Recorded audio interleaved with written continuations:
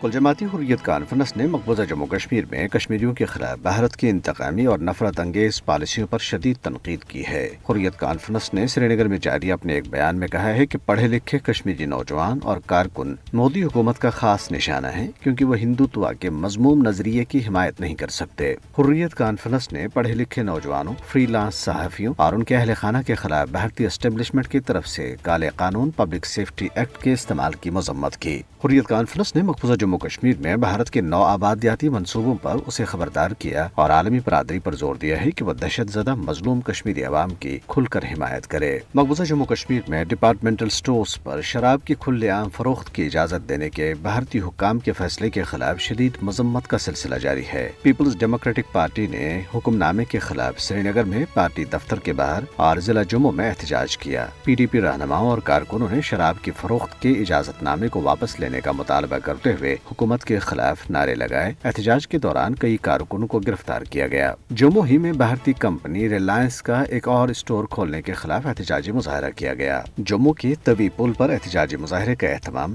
ایوان صنعت و تجارت جموں نے مختلف بار ایسوسی ایشنز کے ساتھ مل کر کیا تھا۔ پاکستان کے جوہری ہتھیاروں کے بارے میں امریکی صدر جو بائیڈن کے متنازع بیان پر کشمیر میڈیا سروس نے ایک رپورٹ جاری کی ہے جس میں جوہری مواد کی حفاظت کے حوالے سے پاکستان اور بھارت کے درمیان ایک موازنہ پیش کیا گیا۔ رپورٹ میں کہا گیا ہے کہ پاکستان میں ایٹمی اور تابکاری مواد کی چوری کا ایک بھی واقعہ رپورٹ نہیں ہوا ہے، جبکہ بھارت میں مختلف مواقعوں پر 200 کلو گرام سے زائد جوہری مواد چوری کیا گیا۔ رپورٹ میں کہا گیا ہے کہ بھارتی حکام نے 1994 سے 2021 تک 10 بار مجموعی طور پر 205 کلو اور 775 گرام چوری کیا گیا جوہری مواد برآمد کیا۔ رپورٹ میں کہا گیا ہے کہ ان اعداد و شمار سے جوہری مواد کی حفاظت کے حوالے سے بھارتی صلاحیتوں پر سنگین سوالات پیدا ہوتے ہیں۔ واشنگٹن میں امریکی اخبار وال اسٹریٹ جرنل میں شائع ہونے والے ایک اشتہار میں بھارتی وزیر خزانہ نرملا سیتارمن سمیت کئی اہم بھارتی شخصیات کو مطلوب قرار دیا گیا ہے۔ اشتہار میں بھارت کو سرمایہ کاری کے لیے غیر محفوظ قرار دیا گیا اور سرمایہ کاروں کو ملک سے دور رہنے کو کہا گیا۔ اشتہار میں کہا گیا ہے کہ وزیر خزانہ سمیت یہ لوگ بھارت کے آئینی اداروں کو اپنے سیاسی اور صنعتی مخالفین کے خلاف ہتھیار کے طور پر استعمال کر رہے ہیں۔